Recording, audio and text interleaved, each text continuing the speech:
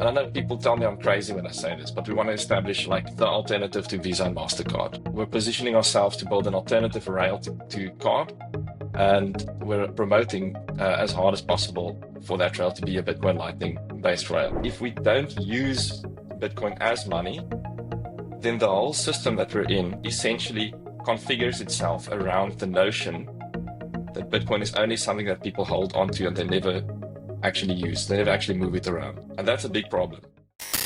Hi everyone, and welcome back to Stefan Livera podcast. We're going to be chatting about some really interesting news on medium of exchange and using Bitcoin as payment. I think probably the big headline number people might have seen is it's now theoretically possible for over 700,000 merchants to accept Bitcoin. And one of the men helping make this happen, or one of the men behind making this happen, is Carel van Wyk. I hope I pronounced that correctly, from MoneyBadger. Carel, first of all, welcome to the show. Thank you, Stefan. I just want to point out it's 700 locations, so not 700 merchants. We get that. Oh, sorry. Okay, gotcha. Yep. Yes, not a problem. Yeah, I guess just to get the right number, 700,000 locations at which you can pay with Bitcoin. So I know you've been around Bitcoin for a little while. You were a co-founder of Luno back in the early days, and then I believe you've been around, for a while. Do you want to just give us a quick kind of overview on yourself before you came to doing what you're doing now with MoneyBadger? Look, I think for me, I'm an engineer and a software developer. And I grew up in the age of, the rise of the internet and South African tech idols like Mark Shuttleworth and the like. So I've always had this deep appreciation for open source software and this notion of sort of a global network or a global ecosystem. And so when Bitcoin arrived, when the white paper arrived and I read this thing, I was like, I was really blown away because it already matched a lot of things I've been thinking about for a long time before it. And it's one of those things that you believe is sci-fi until you realize that it actually exists. And so that's kind of my background. And as a part of that, I've always wanted to build new things, especially things that, interface with the real world. And money is one of those things that's like Bitcoin is this perfect overlap between the digital world and the real world. And so that's something that's always excited me. And I've always wanted to build stuff in the space. And luckily, I've had a couple of opportunities. Like you say, Luno was the first Bitcoin exchange in South Africa. It's now one of the largest exchanges in Africa that's like natively African. And MoneyBadger. So MoneyBadger takes this whole idea of Bitcoin, which is a store of value, one step further to the medium of exchange concept. And so the idea is that MoneyBadger tries to make Bitcoin money. That's why we're pushing so hard to add so many new stores and new merchants and places to accept Bitcoin, because we think that's vital for the future of Bitcoin, especially in South Africa, where our relationship with money may be a little bit different from people elsewhere in the world. Gotcha. And so give us a bit of an overview. When did MoneyBadger start, and sort of a bit of the journey up from when it started to now? Yeah, the journey, it's one of those things like I can only describe it as maybe guided by the divine hand of Satoshi, if I can put it like that. It really was the being at the right place at the right time.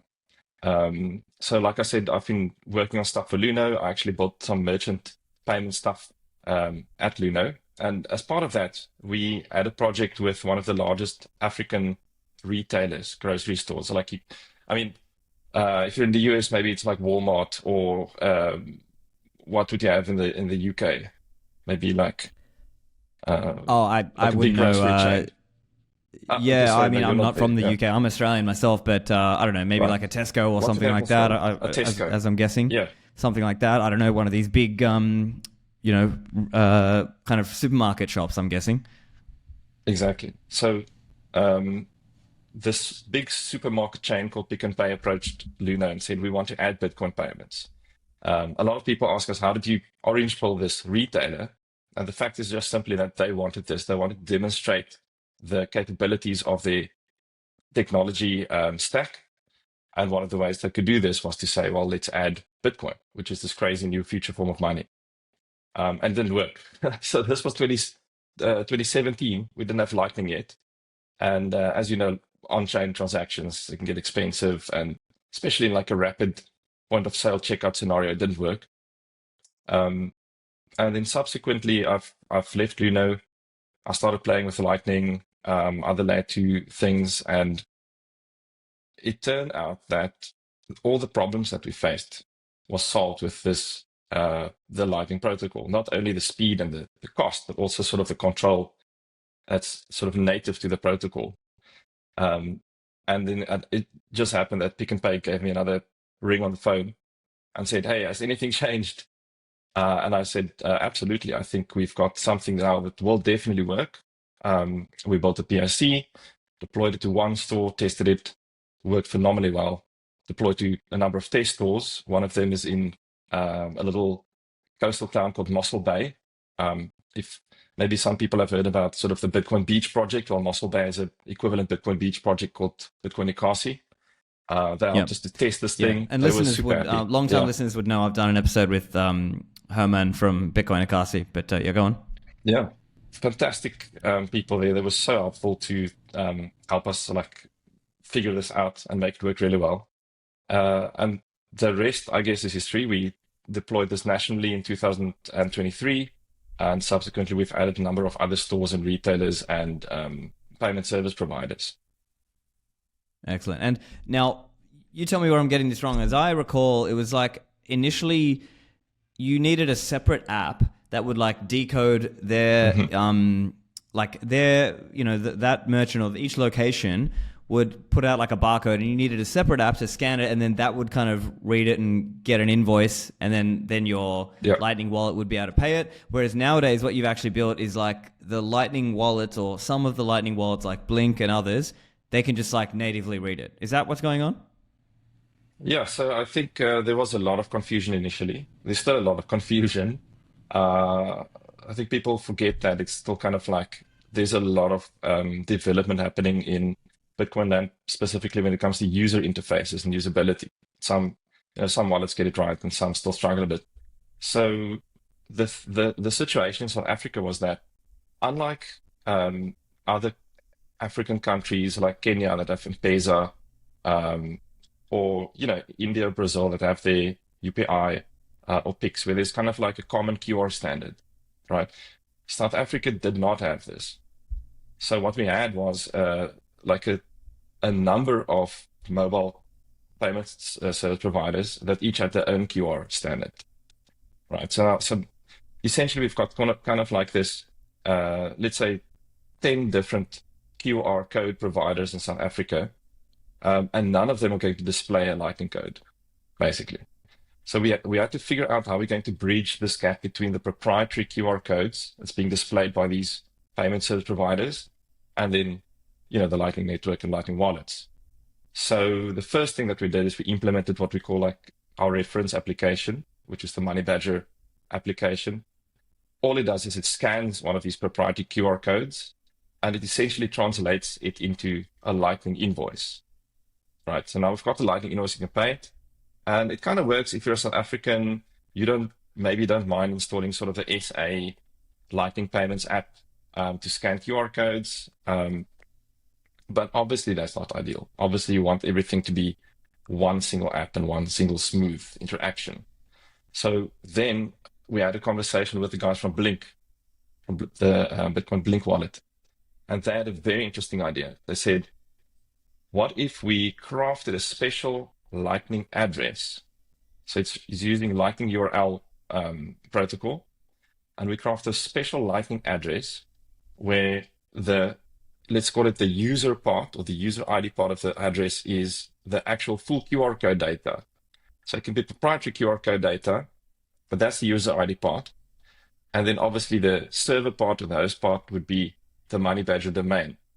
And then all that's left to do is to match the pattern of the QR code to MoneyBadger. Right. So if you see a QR code and it says Pick n Pay somewhere in the QR code, then the Lightning wallet knows that it's a MoneyBadger Lightning address. And then it's actually very, very, very simple. So now we have this means for any Lightning wallet to implement proprietary QR codes with no third-party API uh, implementation. So there's no code from a specific country or specific provider that is filling up the code base of the Lightning wallet. So that means any open source Lightning wallet can very easily, by a simple pattern match, they can add support for all of these South African merchants and retailers that we're adding support to, both online and physical. I don't know if that makes sense. So just walk me through that again. I didn't quite follow everything there. So as you're saying, they're like what's basically like, as an example, Blink have built it into their own QR scanner that it like is looking for a certain, let's say Pick and Pay in this example, and then once it sees Pick and Pay, then it knows to call to MoneyBadger somehow and then get the actual invoice from you from your side or MoneyBadger. Is that what's happening in the background there? So if you have Blink, and many other Lightning wallets have this, you've got the notion of a Lightning address. I think in Blink they may call it a pay code. And so these are essentially like special MoneyBadger pay codes or MoneyBadger Lightning addresses, like an email address, right? Yeah. And when you scan one of these codes, like a Pick and Pay QR code, and you use it in this way as a MoneyBadger email address pay code, then everything just works seamlessly via the Lightning protocol, and you get your Lightning invoice and you can pay it. Gotcha. And then how does it know which specific invoice, as opposed to just, Pick and Pay? How does it know like that specific invoice for milk for whatever, $3 or whatever it is? Well, it gets very interesting because there's like a large number of QR code types. So you get the dynamic QR code that's linked to a specific transaction, and it'll give you the basket, essentially the basket information. Then there are static QR codes. So if you're going to, I don't know, like a restaurant, sometimes they only have a static QR code and you have to enter the amount, which you then send to the merchant. Sometimes you can add a tip, sometimes you can add a note, etc. So there's still this whole sort of world of idiosyncrasies around QR codes that we need to solve. But ultimately, with Pick and Pay, for example, that's a dynamic code. You scan the specific code for that transaction that you're busy with at that point in time. So that means that you get the Lightning invoice for that specific transaction. Gotcha. Okay. Yeah. Fascinating. And so talk us through that journey. So you started with Pick and Pay. How many Pick and Pays are there in South Africa? I presume like there's a lot of them, right? So we've got a number of retail. You mean Pick and Pay stores themselves, or like competitors of Pick and Pay? Pick and Pay shops. Yeah, I meant the stores themselves. Yeah, Pick and Pay themselves. So I mean, it's kind of hard to compare. So South Africa's population of about 50 to 60 million people. We've got 7 provinces, and so there's a Pick and Pay in almost every town in South Africa.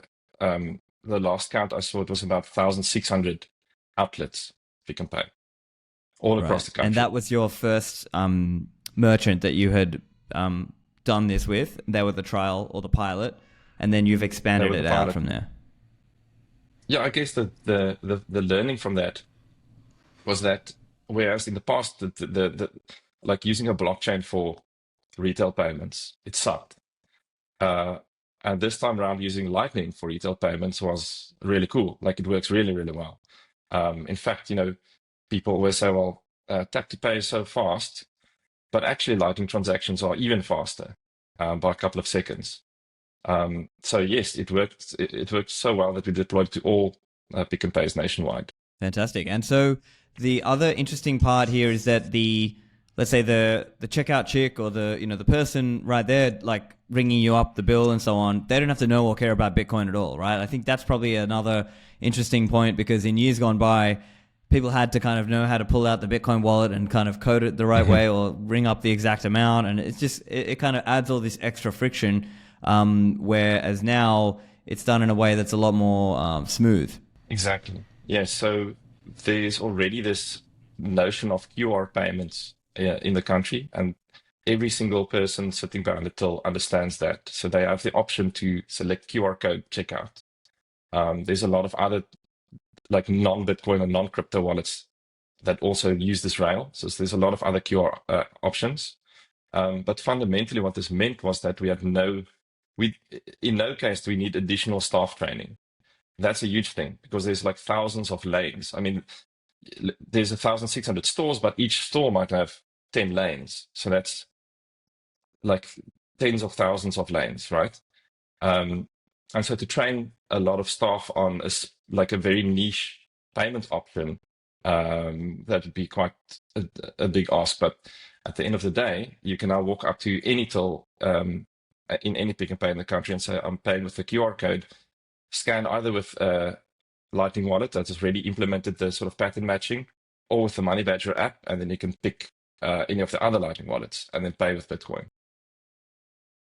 Fantastic. And so then in this case, that merchant is just receiving fiat on their side, right?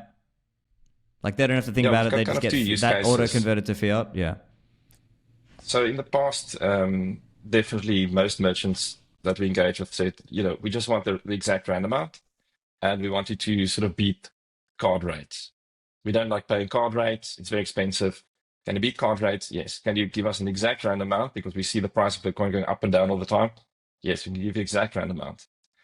Now what we're starting to see is more and more merchants asking us about sort of split settlement. So they're saying, gotcha. They actually want to hodl some option of receiving a portion of it. Yes. So there's this sort of cautious optimism, but we do have one merchant that's like a pizza. They're, I think, one of the oldest pizza delivery brands in the country. They're called Butler's Pizza, and they've been taking Bitcoin settlement since the start. So we just settle them straight to their Bitcoin wallet. But yeah, I think it's something that's changing. For now, most merchants are taking fiat, but we're also making it very easy for them to accept Bitcoin should they choose so. Fantastic. And I mean, that's really cool because I think we'll get to kind of the criticisms part of this later. I guess one other thing I wanted to touch on before we get to that is just the sheer numbers. Like that's kind of incredible when you really think about it. Like 700,000 locations is just an incredible number of locations that you could go and pay. I mean, for so long, let's say people look at btcmap.org, for so long, it would have been a very low number that you would see. You look in the whole country and it would be like, you're scanning around to try and find somewhere that you can even pay with Bitcoin. And now it's just like, for South Africa, it must be just like totally blowing it out. Like, so can you talk us through, as I understand, I was having a quick look on your website. I think it's through Zapper and then through Scan to Pay. You got like, you basically got a lot of these numbers up from that. Do you want to just talk us through this journey there? Yeah, sure. So I think, look, when you go on BTC Map and you look for these locations, there's still that little bit of education that's needed. So there's still kind of like a bit of uncertainty about which wallet supports which code. So obviously, if you install the MoneyBadger application, all wallets are supported and all codes are supported. That's the very easiest way to do it. But I understand that people just want to use their own wallet, and something like Blink has become very popular in South Africa. So let's just use Blink as an example. So when we add a new PSP or a new mobile QR provider, all that we need to do is we need to essentially give the wallet a list of these new patterns that they need to match. So for us, we did a lot of heavy lifting, obviously. We integrated with Zapper, which is a mobile QR payment provider, and then Scan to Pay, which is another one, and they've got massive reach. By the way, they're across like most of the large brands in South Africa. So that means filling stations, a lot of other grocery retailers, but also online. There's a lot of online shopping that they cover. So suddenly that ballooned the number of shops and locations where you can spend via our system. And now it's simply a matter of somebody needing to make a code change or like a pull request or a merge request on all these code bases and adding these new patterns, and then it just magically works.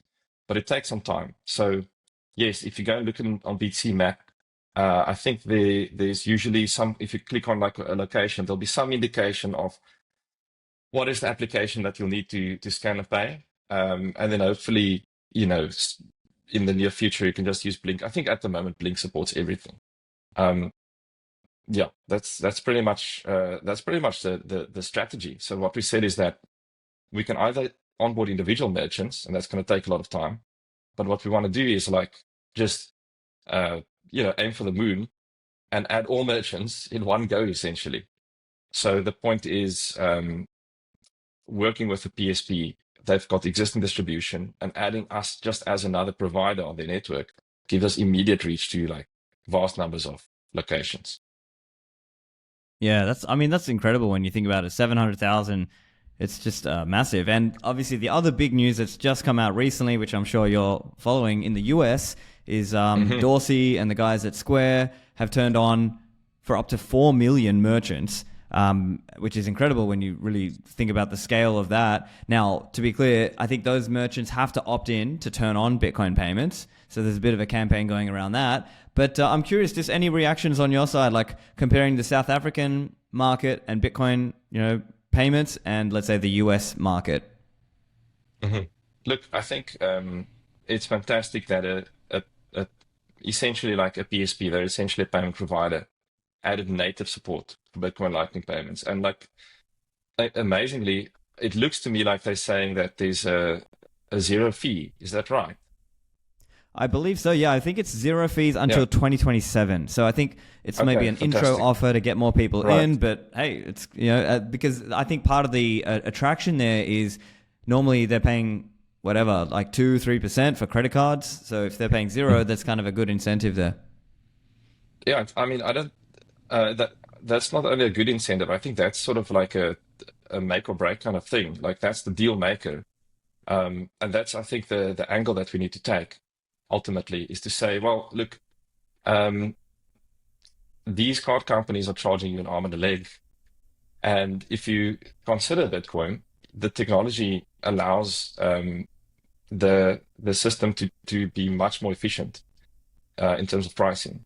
So you can get it much cheaper. And so that's kind of the deal, right?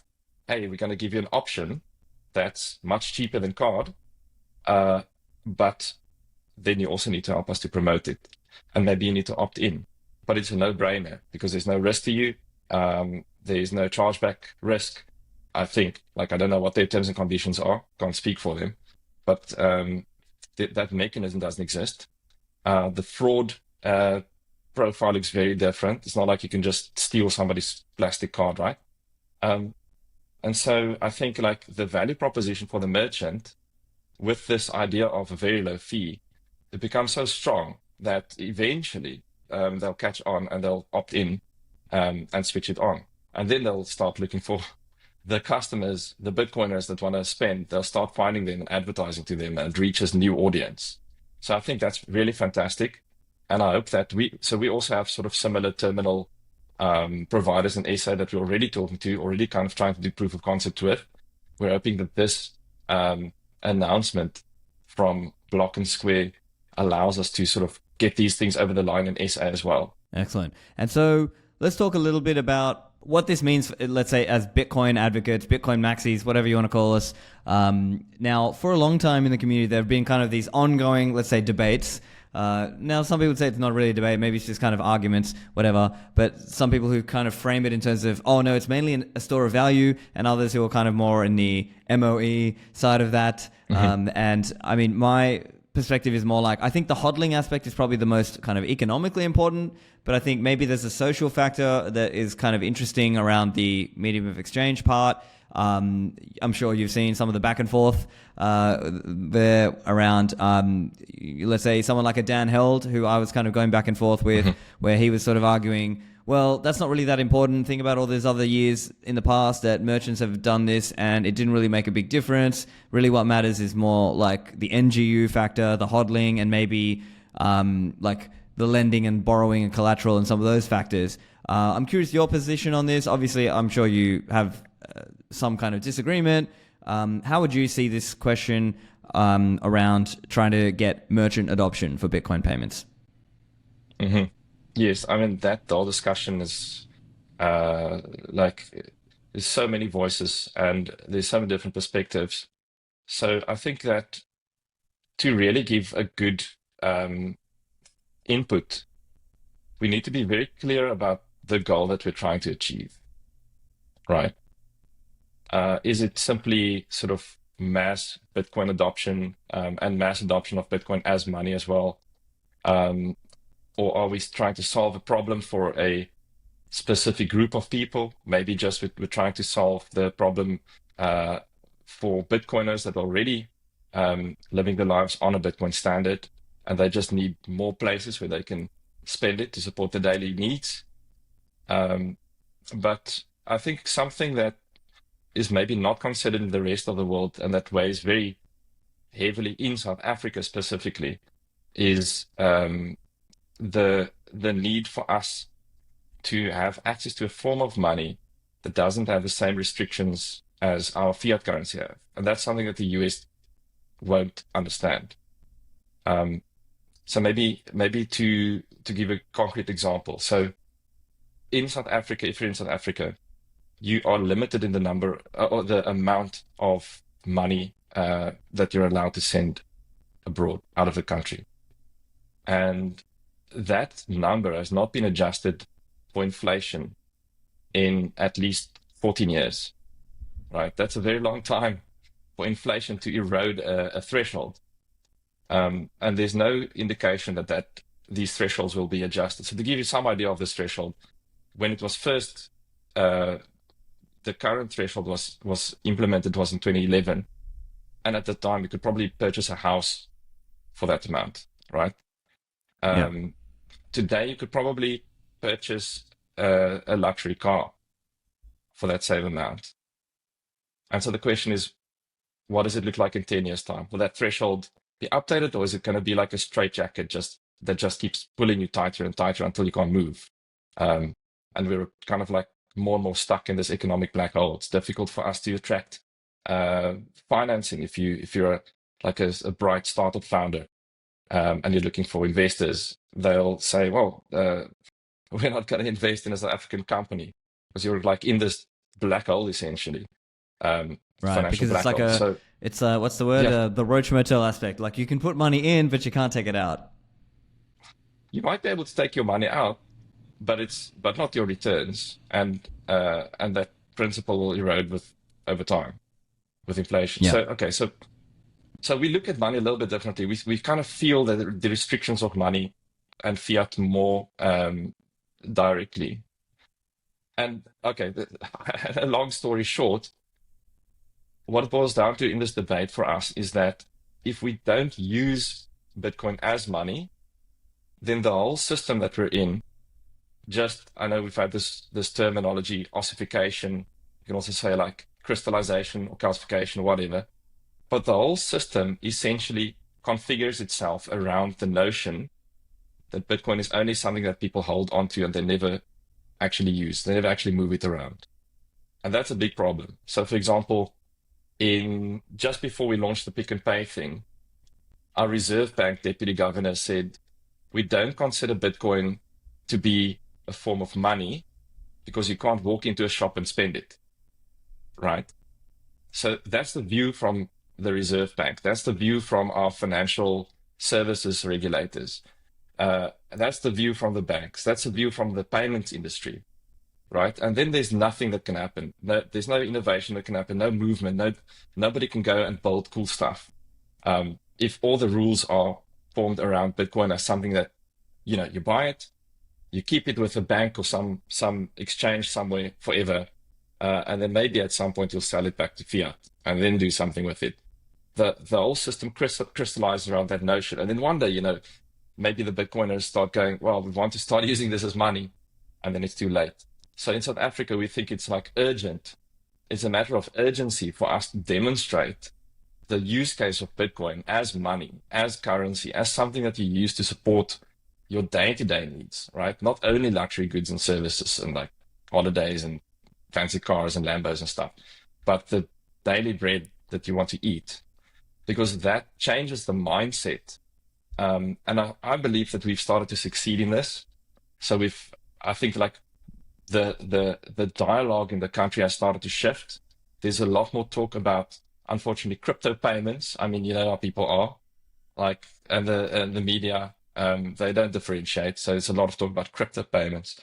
We're getting a lot more interest from payment service providers that want to differentiate, and they're saying, oh, we see that you can do crypto payments now. Can MoneyBadger please enable crypto payments for us?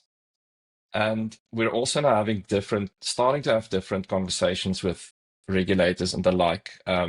One example is that we had this whole licensing thing. We had the whole grey listing, FATF grey listing of the country.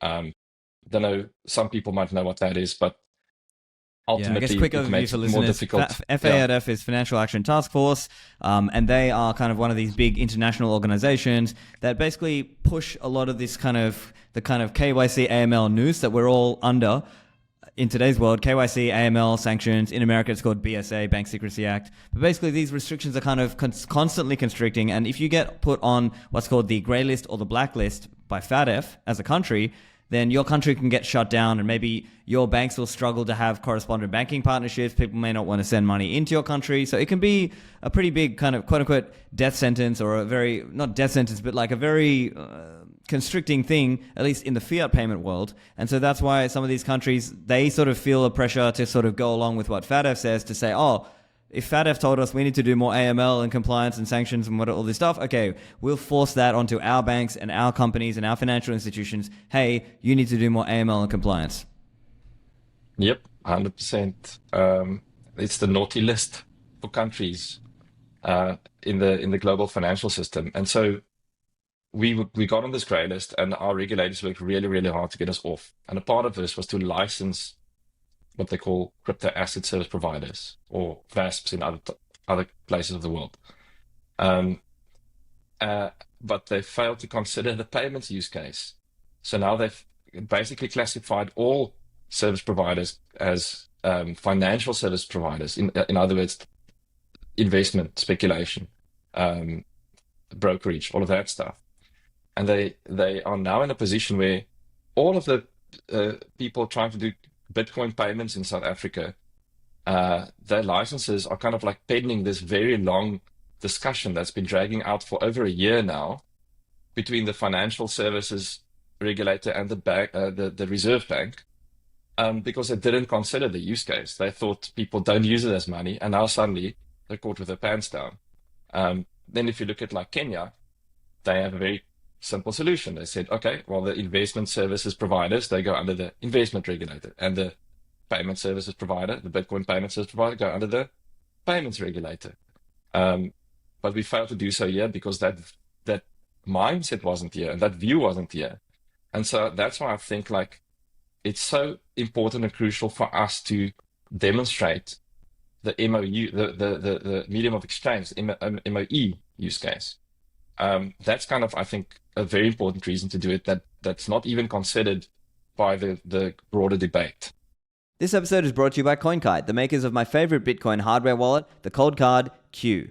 Now, some people think self-custody is too hard, but it's really about taking responsibility for your Bitcoin wealth and understanding that self-custody gives you a true feeling of liberty. The Cold Card Q has a full keyboard and big screen. It's got 2 secure elements and a true air gap, allowing you to go fully air gapped using QR codes from seed generation to transaction signing. You can power the device using 3 AAA batteries, so you don't even have to plug it into the wall for power. You can easily use it with Sparrow Wallet for PC or Nunchuck on mobile, and you can dial it into the right level of security and complexity that you choose. If you want a simple setup, just use 12 words and single signature. If you want passphrases, easy. If you want to add multi-sig or co-signing features, you've got those too. So go to coinkite.com, use code Livera to get 10% off on your Cold Card or other devices, and level up your self-custody today. I see, yeah. And so, I mean, as I'm understanding it, we can think of it like maybe there's a social or a political benefit to people who are, Bitcoin advocates, that if there's more places, that are, like to your point around demonstrating the MOE use case or demonstrating the payments use case, then it will be considered more from that perspective. And we can maybe even argue in different countries, maybe there'll be a bit more push to take away capital gains tax as well. Now, in many countries, there's a capital gains tax on Bitcoin. And so maybe if it is being used as money, then there's a better argument around, okay, well, maybe maybe they have to just take away the capital gains part. Or maybe they give you like some kind of de minimis exemption under a certain threshold, no capital gains. And then I can also think of it like this, like to your point as well, that if you're already a Bitcoiner and you're already holding Bitcoin, it gives you more potential off-ramps, right? That you can just natively spend it instead of having to go to an exchange, sell it there, get fiat, then use that fiat to pay for your groceries or whatever. Exactly. Yeah, the tax angle is interesting. Definitely, that is a barrier to adoption. It adds friction. Even though I tell people, if you're paying capital gains tax, it means you're beating the system. So, like, you shouldn't feel too bad about that. But do you know what is the country in the world with the most, let's call it the most, that have capital gains? Okay, so let me put it like that. The country in the world that have capital gains, uh, that has the most rational approach to Bitcoin spending specifically to the MOE use case in terms of its tax guidance. Well, Australia I can give you has a certain rule. yes, Yeah. Yeah, they have a it's rule about Australia. if you purchase those coins with the intent of spending them, I think it's up to $10,000. I don't know. Someone correct me if I'm wrong there, but I believe that's what I've heard. Exactly. So you already have this you know concept embedded in your tax code already, that you can spend without incur. It's not a deemed disposal. You don't have to do a calculation every time that you pay. You just separate your payments wallet from your savings wallet, and then you're pretty much set. So there are ways Yeah, to do so it. hopefully that could be brought into other countries. I don't know. Senator Lummis in the US was talking about having like a de minimis, I think $600 or something. Anyway, the point is, there are people talking about this, and there's actually different countries. Like I know Czech Republic recently brought in a rule. I think it's like if you've been hodling for 2 or maybe for 3 years, no CGT on spend. Yeah, that's And insane. Yeah. so there are some countries that are trying to make moves on this. There are other countries that just don't have a capital gains tax, but some of those countries they have. So I believe Netherlands doesn't have a capital gains tax, but they have a wealth tax. Hmm. And I think similar with Switzerland. I believe Singapore doesn't have a capital gains tax as well, so that's interesting. But some of these countries are small, and obviously most countries have a capital gains tax, and most of them do not have this kind of de minimis exemption or some kind of allowance that you can just use it for day-to-day payments. So that could be something there. Now, I guess, do you see any other benefits? I think maybe it's difficult to quantify the benefit of having more locations that you can off-ramp. Is there any other element that you could point to and say, well, that's a benefit of actually having more MOE adoption or payments adoption for Bitcoin? Yeah, I guess the way we see it is that there's a top-down and a bottom-up approach to promoting Bitcoin adoption. And the top-down approach is what MoneyBadger is taking. So we're saying let's add as many merchants as quickly as possible to the network. Then there's obviously the bottom-up community approach, the Bitcoin beaches of the world. People starting in their own town, forming Bitcoin communities and groups, and onboarding merchants one by one. So one of the biggest benefits, I think, of the top-down approach is that it very much supports the community approach. It makes the lives of the people trying to orange pill the peer-to-peer style merchant. It makes the lives a lot easier because I can say, look, one of the biggest retailers in the country is accepting Bitcoin. So why shouldn't your store also consider it? And then, walk through the shop owner through it. So that's definitely something that we've heard very often is that, like, it helps with the grassroots campaigns. And then I think something also that it helps that's kind of counterintuitive is that we found that people who start spending the Bitcoin, they end up saving more. So it's counter to this idea that if you spend this very scarce asset that's going up in value forever, that you'll regret it down the line. I think it depends on how you do it. Because what we're seeing is that people actually just acquire more of it. And in fact, they're incentivized to earn Bitcoin now or to convert their full salary into Bitcoin. Because in the past, they knew they needed to have some fiat reserve for expenditure. Whereas now that level of reserve for people that's like crazy Bitcoin maxis that are like 100% Bitcoin, that fiat reserve is dropping that amount. And what ends up happening is that they end up saving more Bitcoin. So it's not that they end up in a situation where they're spending this valuable thing that they should be hoarding forever. In fact, they end up with more and in a better position down the line. Could it be that there is a familiarity effect, right? Like for a lot of people, maybe if they haven't really had it explained to them or haven't seen it with their own eyes, they loosely think of like Bitcoin and crypto as like either it's kind of DJ and gambling stuff or kind of internet money. But once they've actually spent it, with their own, like out of their own phone wallet, let's say, maybe they become more familiar with it now, and now they're kind of a bit more savvy with it. And then after they've maybe earned and spent a little bit, now they start thinking, oh, actually, I should be hodling this. I should be actually trying to accumulate. And, yes, I'm spending some, but I want to try to earn more than I spend, right? Like personal finance 101, right? Earn more than you spend, and just do that with Bitcoin, right? So I just think that's a simple 100%. approach that works for most people. It's just, okay, it's okay if you spend sats, but just try to earn more than you spend and do like the basic personal finance thing. Now, of course, it's different situations. Like if you're old or you're retired and you have to spend down, okay, that's a different story. But kind of for younger people, that seems like a very simple approach. So maybe it's a familiarity effect. Yeah, and that's a very powerful mechanism to change somebody's mind. Is when you let them do it. So what I've often done is I've met when I meet sort of people that's not from the Bitcoin space, like people that I need advice from or that we want to partner with. What I'll do is I'll meet them in a location that I know accepts Bitcoin, and then after that, I'll say, "You are paying the bill today.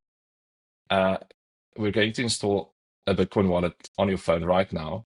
I'm going to send you the sats, and you're going to spend it, and you're going to see how easy that is." And I've never seen anybody that is not surprised by that experience or not sort of having an aha moment.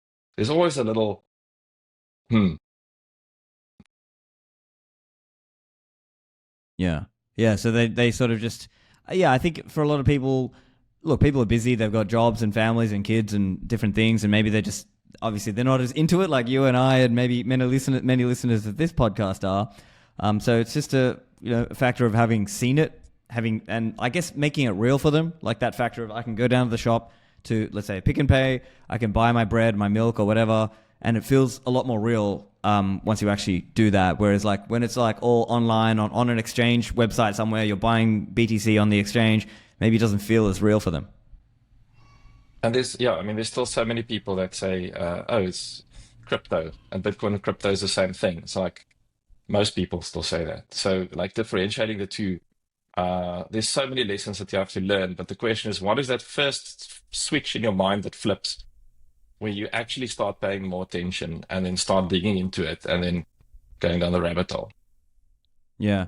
And while we're here, I mean, have you had a lot of interest on people talking about things like stablecoins, or has most of the interest actually just been like, no, just keep it on Bitcoin? Yeah, so in terms of sort of the numbers,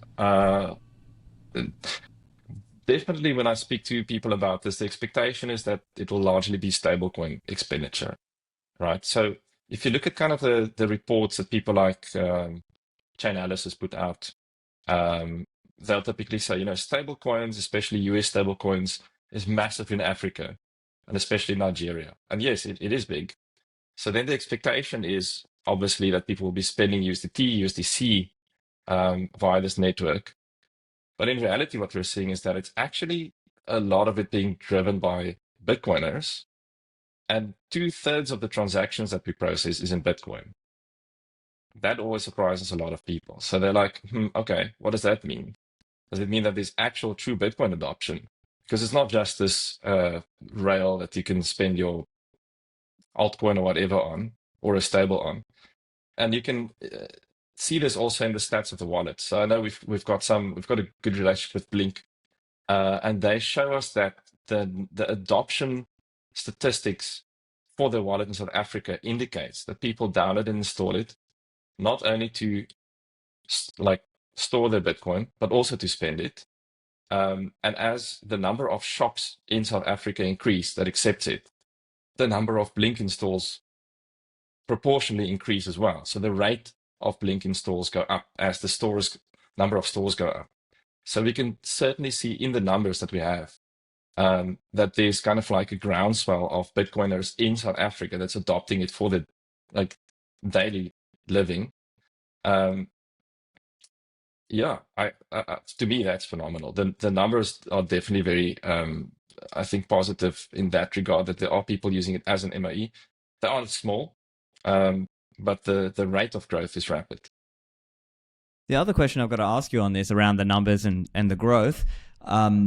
Now, it may be too early to say just based on when you turn things on, But historically, and you've been around a while, you've been around for many cycles in Bitcoin, so I'm sure you've seen this, but the historical pattern has been, bull market, lots of people spend. Bear market, maybe not so much, right? That's been the historical pattern. But what I am noticing and what I'm hearing from people is actually Lightning is starting to see just like secular adoption, right? So it's not just like price goes up, more people spend. We're just seeing like just steady growth in Lightning payment volume. Is that what you're seeing on your node and in your volume? So I think there's baseline growth, but then we see sort of booms in spending when there's a boom in the price, definitely, and we do see dips in spending when there's a dip in the price. So there's still a very clear correlation there, and I think it's simply a matter of people feel rich when the price goes up, and they feel poor when the price goes down, and then they're more stingy. Yeah, I think it's maybe a psychological factor, right? Like if you felt like, For sure. we're at all-time high, 125,000, your people might feel a bit more like, hey, let's live a little. And then now once it's down at whatever, 100K, 103K as we speak, maybe they feel a bit more like, and the sentiment is down right now online. So maybe people feel a bit more like, I'm just going to hodl. So maybe that's a factor. But it's interesting you point out, though, that there is just a general baseline growth going on. And I presume part of that for you is also just because you turned on so many more merchants and locations, right? Yes, I think so. So we can see massive spikes when we turn on. So when we turn on shops, it's typically like thousands at a time. And then the problem is communicating where those shops are. So then it's a matter of sort of, BTC map, adding stuff there. We've got our own map, adding stuff there, putting out messaging on social media, putting out messaging on the website. It's a big task. But what we see definitely is that there's like big ramps up in spending on the network. But like I said, even when we are not doing that, month on month, it's always growing. So there's this baseline steady growth in user numbers, in the number of wallets that's using it. And that to me is encouraging. Excellent. So yeah, I mean, let's see more people get onto it and start earning and spending. And this might be a way that even some of those merchants start to spend or start to, let's say, hodl, and they actually want to accumulate Bitcoin too. Now, at the start, obviously, I'm not expecting that to be a big factor. Maybe at the start, they just kind of auto-convert everything to fiat, and obviously they have bills and wages and electricity bills and everything to pay, and rent and whatever else they're paying, stock and goods, cost of goods. But over time, you would expect that some of them will start to actually increase what's colloquially known, I guess, as the hodl ratio, right? Like some of the payments will come in and they'll start to actually hodl more and then start to actually take the orange pill themselves. Yeah, so I think we need to be patient. If you coming back to that debate of Bitcoin as a medium of exchange, if you expect things to just change overnight, you'll always be disappointed. Change takes time. And changing people's mindsets take time. And there's different motivations behind every decision. So like where we're starting at merchants accept fiat and they take the fiat, right? Now we're starting to see there's these special use cases that are starting to pop up. So we're seeing, here's a merchant that they need to pay suppliers, foreign international suppliers, and they're having trouble with the SWIFT system. It's unreliable, or it's too slow, or whatever. They're saying, well, hey, can we receive a part of our settlement in a stable token, USDT? And then we say, yes, of course, you can do so. And we enable that for them. But now they're on a platform where they can very easily add Bitcoin, should they choose to. And we know that there's now, this past year has been big for sort of, Bitcoin treasury companies, right? Been a lot of talk around keeping Bitcoin on your balance sheet as a company. We've seen the first South African company now rebrand to, I think it's Africa Bitcoin Corporation, and they're sort of positioning themselves as a Bitcoin treasury company. And a lot more companies are going to start thinking about keeping the most liquid and best performing asset of the century, of the millennium, on their balance sheets, right? And now we can tell them, well, guess what? If you're with one of these PSPs, it's like a one-click solution. You don't have to do like a lot of heavy lifting. You immediately get access to like a managed treasury account where you can set your allocations. And then suddenly it's like very, very interesting. So there's a very long plan that we're working with. It's a bigger strategy than just adding Bitcoin acceptance for merchants. It's sort of, like I said, it's changing the narrative. And that ultimately, the change in the narrative is what's going to drive the full loop of accepting Bitcoin, holding Bitcoin, and then spending Bitcoin. So what's next for MoneyBadger? What can people look out and look forward to seeing? So we'll certainly keep working on adding more shops and more merchants and bigger brands, and like the most popular household retailers in South Africa. We've got a couple of new partnerships that we're working on. Obviously, I can't like divulge too much, but certainly I think what we're going to be doing in the following year is to put a lot more emphasis on the let's say merchant treasury solution, and trying to find those merchants where giving them the option of being settled in Bitcoin gives them real advantages and benefits. And that's the use case I think that we'll be focusing on and developing in the next year or so. But in the payment space, definitely the goal is to essentially establish, and I know people tell me I'm crazy when I say this, but we want to establish like the alternative to Visa and MasterCard. We're not trying to, compete for Bitcoin payments versus USDT versus Solana or whatever. We're positioning ourselves to build an alternative rail to card, and we're promoting as hard as possible for that rail to be a Bitcoin Lightning based rail. Excellent. Well, that's probably a good spot to finish up there. So listeners, go and check it out. The website is moneybadger.co.za. And Carel, thanks for joining us. Any final comment? And thanks for joining us.